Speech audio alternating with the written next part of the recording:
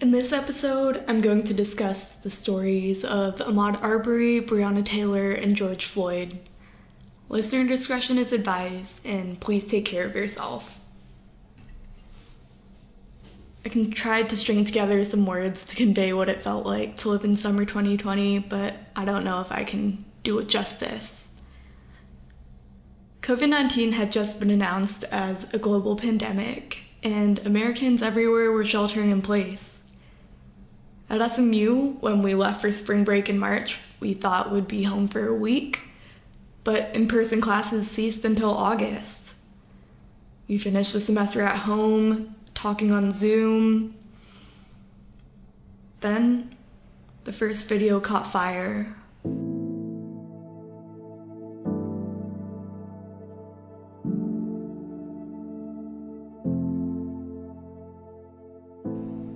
Ahmaud Arbery, a 25-year-old black man, is shown jogging through a predominantly white neighborhood. In the video, you can see a white truck obstructing Ahmaud's path. As he attempts to continue his jog, Travis and Gregory McMichael, a former police detective, and his son, fatally shoot him. As reported by the New York Times, one of the men responsible for Ahmaud's murder is heard saying a racist slur. Then Breonna Taylor's death gained attention. She was shot by officers Brett Hankinson, Jonathan Mattingly, and Miles Cosgrove during a failed drug raid at their wrong apartment. Her boyfriend, Kenneth Walker, called 911 for assistance, unaware that they were the ones attacking. Finally, there's arguably the biggest case. George Floyd is filmed suffocating to death on a concrete street in Minneapolis. 4 officers kneeled on his back. Officer Derek Chauvin dug his knee into his neck for at least 8 minutes and 15 seconds, according to the New York Times. What was George Floyd's crime? He was accused of spending a counterfeit $20 bill. All of this violence sparked a movement. It brought police abolition into the central conversation. It inspired many diversity, equity, and inclusion initiatives. And it galvanized students to speak up. That fateful summer was a little over 2 years ago now. And while it's been an eternity, it's really been no time at all. But it's been long enough for us to forget. So today, we're going to take some time to really remember, what it was like to be there. My name is Shara Jayaraja. I'm an SMU Human Rights Fellow, and this is Maladjusted. There are some things in our nation and the world to which I'm proud to be maladjusted, which I hope all men of goodwill will be maladjusted until the good society is realized. 2020 was heartbreaking, but the story, the feelings, the fallout, quite simply, isn't mine to tell. Here's DeMarcus Allen and Layla Gully, the folks who originated BLAACS at SMU in 2015. In the background, you're going to hear some chants from protests that took place in 2020. No justice! No peace! Fuck these racist ass police! No justice! No peace! Fuck these racist ass police! My thoughts on George Floyd actually begin with Ahmaud Arbery. And we found out about him late. He's one of the cases that almost ended up being one of the ones that we never would have heard of. So we found out about Ahmaud in May, but he was actually murdered like 2 months prior. And so the reason Ahmaud is important to the response that I had to George Floyd dying at the hands of Derek Chauvin and the other officers that just stood idly by as the life drained from his body. the reason Ahmaud is important to me is because typically, and this is even sad to say, typically when black people are killed by the police with impunity, or just civilians, right, who think that you don't belong on this planet freely, typically I shed a silent tear. When Trayvon Martin died, and all the memories of all the other black people, right, the Emmett Tills, right, the Medgar Evers, even in downtown Dallas, there was a lynching, right, of a black man by the name of Alan Brooks, right in the middle of downtown. All those thoughts, all those memories, the trauma that comes with those, it overtakes you. And so Ahmaud Arbery dying is the last time, that moment when I learned about Ahmaud Arbery and the video was played over and over and over and over again. I didn't shed a tear. I was in such rage I didn't shed a tear, and I've not shed a tear since. Ahmaud Arbery dying will be the first time that I did not shed a tear, that I've seen my people martyred on TV or on social media. And with that being the case, when I saw George Floyd, I didn't shed a tear. I didn't have the emotional capacity. I saw myself in George Floyd. I saw my uncle and my father and my grandfather in George Floyd. And so I didn't shed a tear. I didn't have it. And frankly, that part of me scared the hell out of me. That I didn't have I didn't have the emotional capacity to just release with tears like I normally would. And they weren't a lot of tears, just one or two tears, just to show that there was some emotional like stimulus like still left. Like I didn't even have that. So when George Floyd died and I saw that, 8 minutes and 46 seconds, his life drained from his body. Officer stood by and did nothing. And he said the same thing that Eric Garner said, I can't breathe, and cried for his mother, begged for his mother. I didn't shed a tear. And it broke something in me that I couldn't shed a tear. I couldn't force myself to shed a tear.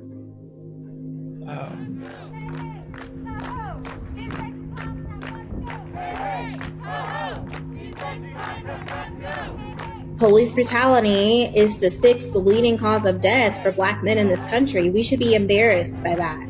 You know, it doesn't matter what color your skin is or who you love or who you worship.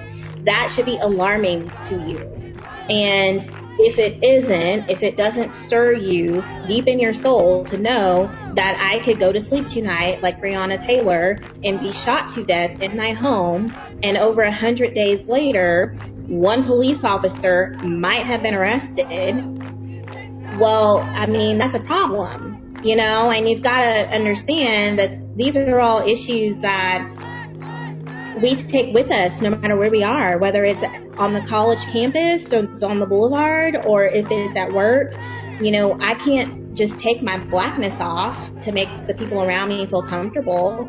There are moments where I do feel pretty helpless and hopeless. And, you know, it would be really nice as a black person in this country, and I'm only 26, if, you know, some of my white peers would come and take a little bit of this burden off of us and charge forward in this movement, because I'm telling you, black people are tired.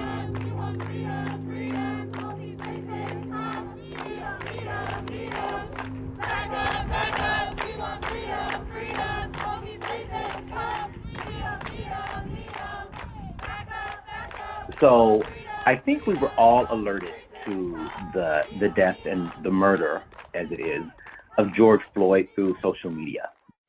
That's the voice of Professor Ray Jordan. He's historically led the SMU Civil Rights Pilgrimage. I have not watched the video in its entirety because I made a conscious decision not to.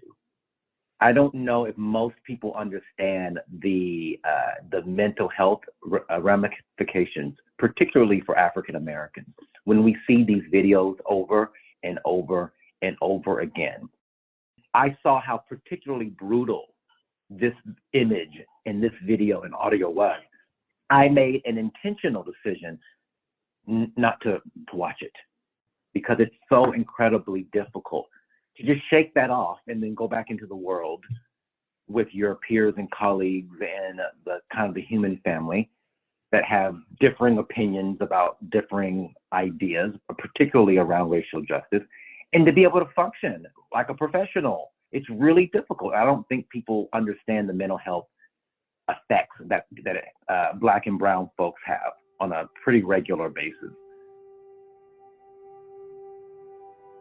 What really captivated me was not the video, because to be quite honest, we've seen these kinds of images before. What captivated me, it just seemed to strike a nerve in so many people. I live in this space. I admittedly have to work not to be jaded, because I teach civil rights history. I'm in the human rights space a lot. I'm in the racial justice space a lot.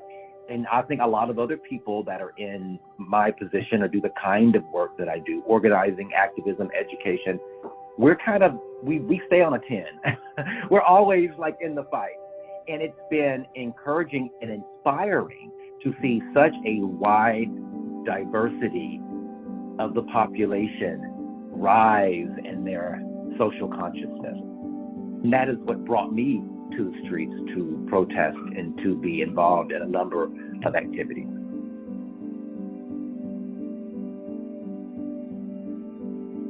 At this point, the curfew has been enacted. And so the organizers of the group said, we need to move outside of the curfew zone, making a conscientious decision to be law-abiding, right? We want to play by the rules. So we go downtown, the Crowley County Courthouse, which is on Riverfront, just outside of the curfew zone. We get there, I park in the parking garage, just trying to be law-abiding, right? There's a rally for about 2 hours. I'm a speaker at the rally. It feels good. There was such a diversity of people, Black people and white and Asian folk, Latinx folk, queer folk. I mean, young folks, old folks. It just really was a beautiful display of humanity. And so it's getting dark. At this point, I have my daughter, and then my youngest son is with me this time. He's 16. I tell them, let's go home. It's getting dark, let's go home. So there was a march that was planned, and we had not intended to be a part of it. So we go back to the parking garage to retrieve our car. At this point, the police have barricaded the parking garage. The officer said the higher ups have said no one can leave the parking garage. No one can get their car until the protest is over. And I thought, well, that's odd. We're being held hostage. Why can't we just go home, right? We're not breaking any laws. I legally parked in a garage, paying my $5. Like, what's the big deal? So I said, well, we can't leave, so we joined the march. At that point, streets all over downtown had been blocked. We're on Riverfront, which is just out of downtown. All intersections, everything is blocked, except the ramp to the Margaret Hunt Hill Bridge. And the march turns, it enters the ramp, and as we're entering the ramp, and there's video of this on social media, we hear, keep it moving, keep it moving, keep it moving. No one says to us, don't enter, that's illegal, you can't go there, return. Remember, I tried to go home and was told I couldn't. And then we're told to keep it moving. So again, there's no traffic on the highway. I figured that they have blocked it for us because they're ushering us. The lights on the bridge go out. I'm so naive. I go, the lights have dimmed. Not completely gone out, but they flickered and then dimmed. And I thought, that's interesting. Then my daughter looks at me and says, Dad, we're on a bridge. That might not have been a good idea. You think they might trap us?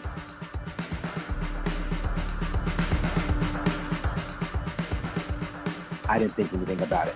Within 3 or 4 minutes after she said that, we marched right into a line of police in riot gear who, without warning, began to fire upon us, tear gas, smoke bombs, which limit your visibility, rubber bullets. There's something called a flash bang, I think is what it's called, and it mimics the sound of automatic fire.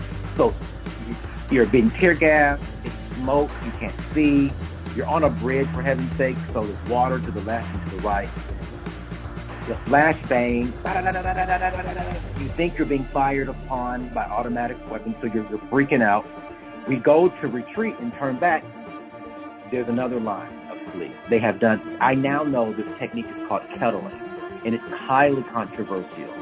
It doesn't de-escalate, it creates more chaos and violence and mayhem. So people are vomiting, they are having seizures, they're crying. One person's eye was put out. I was hit, thankfully not in the face, but in the leg with a rubber bullet, so it didn't cause any lasting damage. Long story short, we are detained. We're all asking, what did we do wrong? Why are we being arrested? And I was, after about 2 hours on the bridge, I was the first group that they let go after we had been sitting on the bridge with our hands cuffed behind us.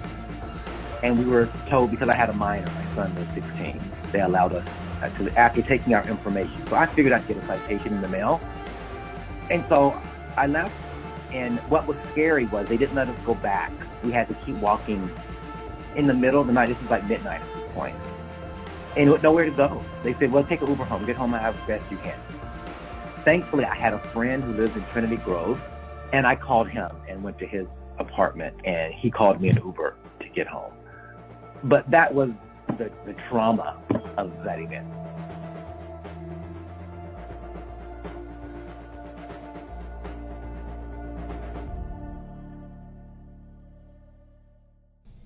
In some ways, it seemed like the world had turned upside down. In other ways, it seems like the mask had been pulled off.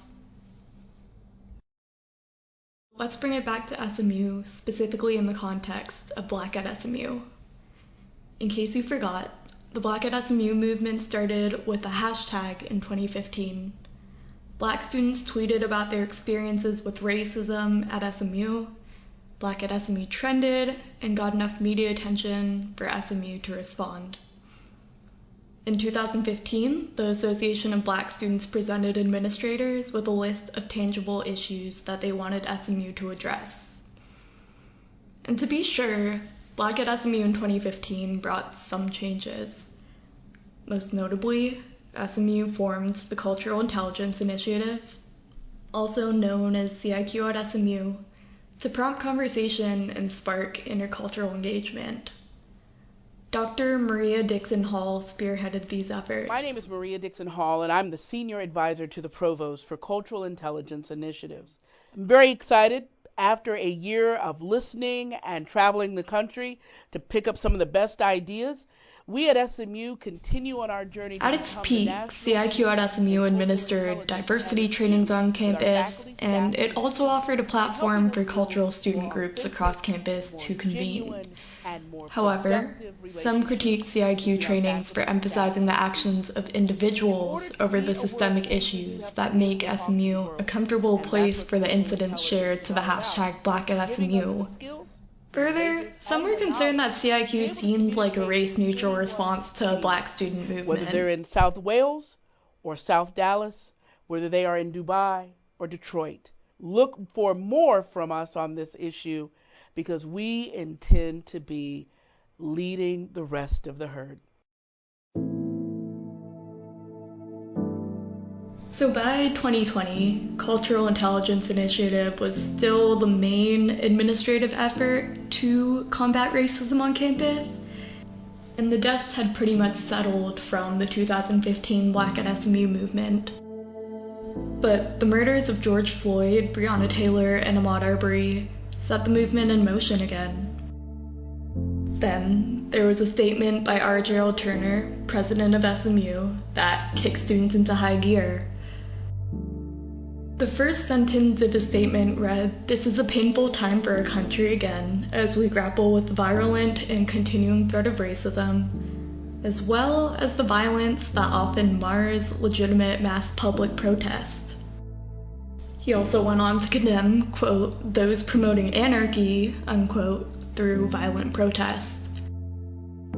And many students, counting myself as one of them, were deeply disturbed that he equivocated murders committed by trained state actors or police and property damage that was aroused by public grief and outrage. We as a people, we've asked nicely for 400 years. I mean, let's be very clear about that. We've been asking, okay? All the people they didn't like Colin Kaepernick kneeling, well, we were asking you quietly and nicely, and you didn't like that. And so now when your beloved CBS is up in flames, it's really hard for me to feel upset about that, because I remember being in college during Ferguson and watching the same images. And I remember a year or two prior to that when George Zimmerman was acquitted. And I remember a year or two before that when Trayvon Martin was shot. And I remember hearing stories about the Rodney King riots. I mean, how many times do we have to do this?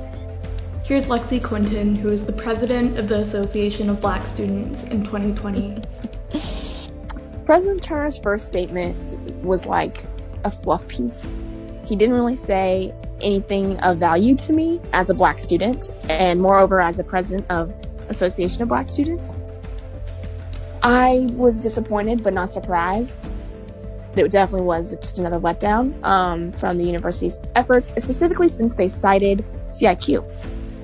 Now, CIQ, for those who don't know, was Black at SMU to accommodate all of the minority groups on campus. Obviously, we work very closely with all the other cultural groups on campus. I go to their events, they come to ours. We have a very tight-knit relationship. But Black minority student problems are not Asian American minority student problems, are not international student problems, are not Hispanic student problems. We all have our own issues that are more representative of our communities. So when we're in those CIQ meetings, we just end up fighting for RGT's attention. RGT is a nickname for President Turner. And we're not interested in fighting with each other at all. Him citing CIQ was definitely just the seal on the letter that it was a cop-out to me, because I feel like CIQ is a cop-out, and I will also cite that a minority majority putting us all in one group is racist. That's saying it's either white or minority. It's a white or other, essentially. And that's just not the truth. I want to add some additional social context. Layla told me that she was experiencing that her white friends or her non-Black friends were coming out of the woodwork to ask her, their one Black friend, what to do next. And this was an overarching trend.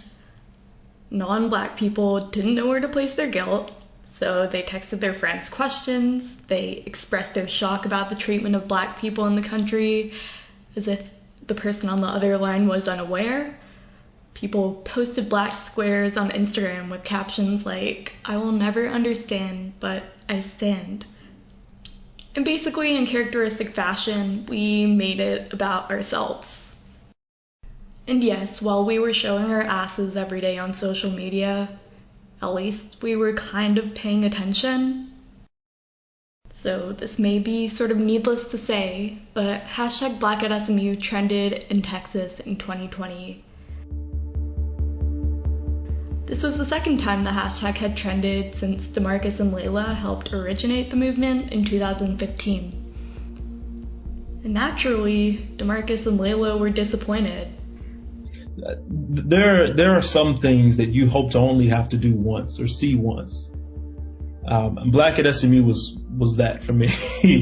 I hope to only have to do that once. I hope that anybody else would only have to. I never hoped that there would be a, Asian at SMU. Blanket SMU shouldn't be a thing. Yeah. It shouldn't. Blanket any university, right? Insert identity at insert university or institution should be a thing.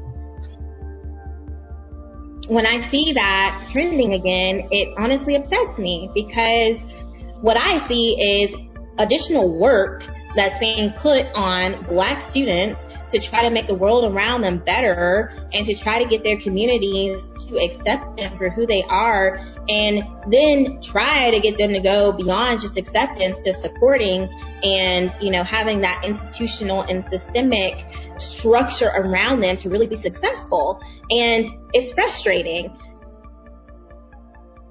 The positive thing about this summer of social unrest and demands for more social justice and reconciliation and so on is the fact that more people understood. That relatively familiar voice is the voice of President Turner in an exclusive interview I conducted with him in the fall of 2020. You know, the events that happened were so calloused that everybody thought, whoa, you know, I need to pay more attention to this. 2015 was kind of a movement in a very selected area, and it was very hard to get the kind of broad-based buy-in that occurred in the summer of 2020. So I'm going to go much more in depth into President Turner's interview in the last episode of this podcast. So definitely keep an ear out for that. But President Turner kind of talks about the scramble that Black students have remarked about before. Whenever there's an instance of racism, the people directly affected are the ones that are going to be tapped to help solve the issue. When things started happening in 2015, and there were some social media comments and so on, I immediately told our vice president that I want to meet with every African American student that has an office in anything. So almost this entire podcast is dedicated to talking about how cyclical racism and anti-racist measures can be at SMU, and sometimes it's hard to distinguish these cycles from true progress. So let's get really precise with it. In terms of broad events, what do these cycles actually look like? Let's break it down. First, something truly horrendous happens, whether that be a murder or a shooting, or more lately an insurrection or something like that. SMU lies low. Then there's a generic response issued to the press by a person in a high place. That may be our president, that may be our dean of diversity or someone else. And they give this response on behalf of SMU, the institution, or SMU, the administration, or whatever it may be. There might be no public response to SMU's response, and that is the ideal scenario. We here at SMU don't love PR disasters. And maybe there will be a few ideas tossed around in a non-adversarial way. Let's have more diversity trainings, let's create new staff positions, let's throw some money at different offices. These are all examples of responses that don't really meaningfully challenge SMU on a systemic level. On rare occasions, there is backlash to SMU's response or non-response to public events. So in the case of Black at SMU in 2020, Black students and other students of color were rightfully dissatisfied with empty words without action. Then there might be a response to the response's response. Now that you look bad, and now that we're calling you out, you're going to say, oh, Black Lives Matter. If he said it in the second statement, guess what? He could have said it in the first statement. You could have just supported us from the get-go, but now you look foolish. And we are glad that he said it, but it definitely feels like you only said it now because you're trying to cover up your tracks. Then, as President Turner put it, he or someone in a high position may call a meeting with, quote, every African American that has an office in anything. These are often the same people or factions that were part of the public backlash and systemic questioning that triggered action in the first place. Obviously, the hashtag Black at SMU trend on Twitter, I think what the most interesting thing about that was, it wasn't Black students who sit in the back of the room and don't speak. It wasn't Black students who aren't involved in the community. It was Black students who had recently won SMU Student Affairs Awards, who are heads of a lot of our organizations, who sit in all of these meetings with RGT and all the other admin. I think RGT thought it was these students who don't really speak up, but no, sir, it was the students who've been sitting right in front of you, disappointed for years. So not to belabor the point, but there's one layer of exhaustion. Students are burdened with proving that, yes, their lives matter, and their campus experience should be as positive as their white peers' experience. But on top of that, Black student and faculty leaders are roped into tedious, bureaucratic meetings. Many Black student, faculty, and alumni organizations put forth demands lists to make their needs explicit and tangible. And that's already a lot of labor pre-meeting requests. When racial unrest arises, the president of the Association of Black Students is typically the one that gears up for a wave of work. In 2020, that was Lexi. Every day, someone will email me with an opinion, an idea, requesting a meeting, which I love it. Thank you so much. But it's also quite overwhelming because not only am I one Black student, we're not a large group of students anyways. And this outpour, it is frustrating because a lot of students who are outpouring and saying, oh, I want to support, I want to be an ally. I've been in class with you. I've been in orgs with you. I've been in meetings with you for 3 years. You can bet anyone who knows me, anywhere I go, I will bring up these issues that have been plaguing the Black community at SMU. So you've heard me say these very issues for years, but now all of a sudden you want to come and help me? I appreciate the help, and you can bet that I'll take the help, but I see you.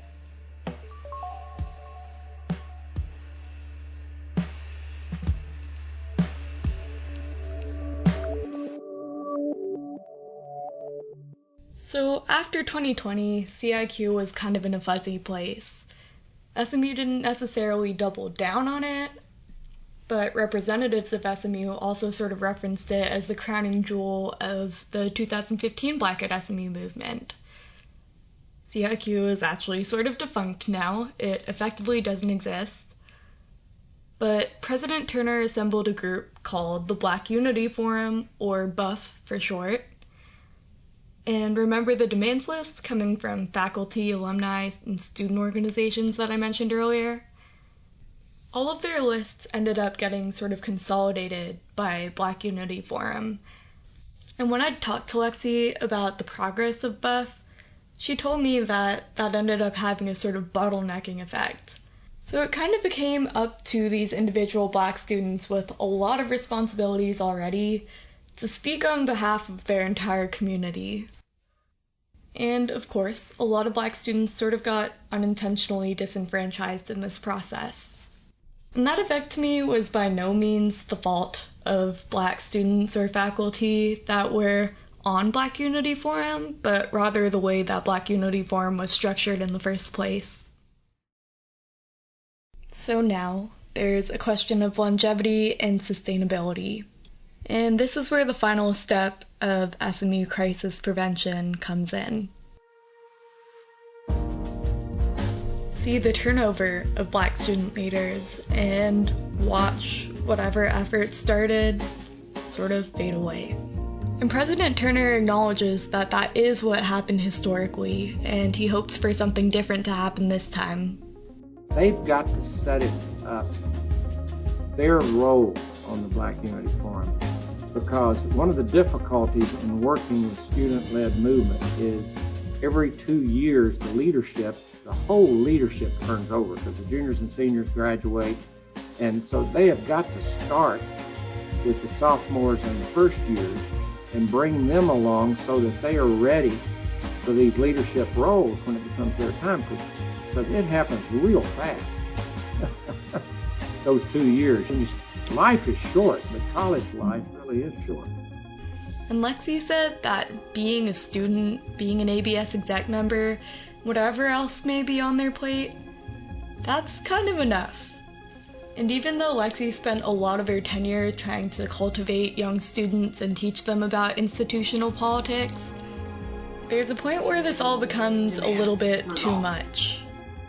If it's already hard to staff executive boards of organizations, we'd have to have separate elections or something like that to fill those positions as well, because it would be exhausting. I would not suggest to anybody to be president of ABS and co-founder for BUF at the same time. That's a lot of work. It's not sustainable.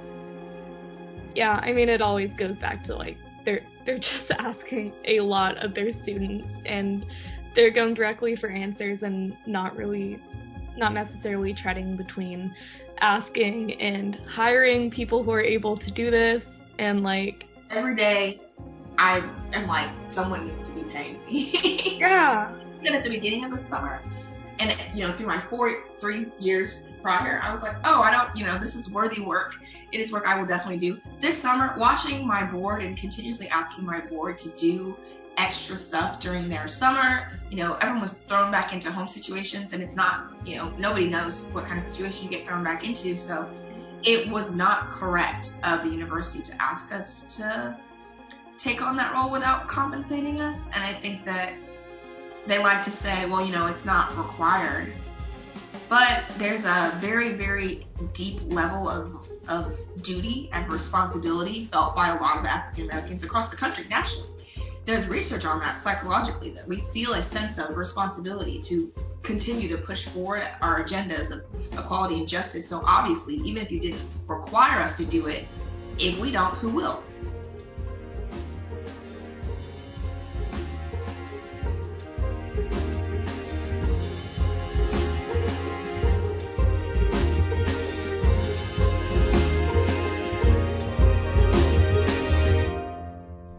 I said it before. I'll say it again. 2020 was heartbreaking. To see these cycles of labor being placed on Black students was heartbreaking. This cycle of heartbreak, seeing these efforts crest and fall, is heartbreaking. I want you to take the time to sit with what Lexi said. If we don't do it, then who will? Who are you in this we? And what are you doing? True to form for this podcast, we're going to continue toiling with the nature of hope versus despair, reform versus abolition. After studying the cyclical nature of Black student movements at SMU, it's absolutely imperative to ask, are we gonna do this again? Is it worth continually investing in these reforms, or does something seriously have to give? More on that coming soon.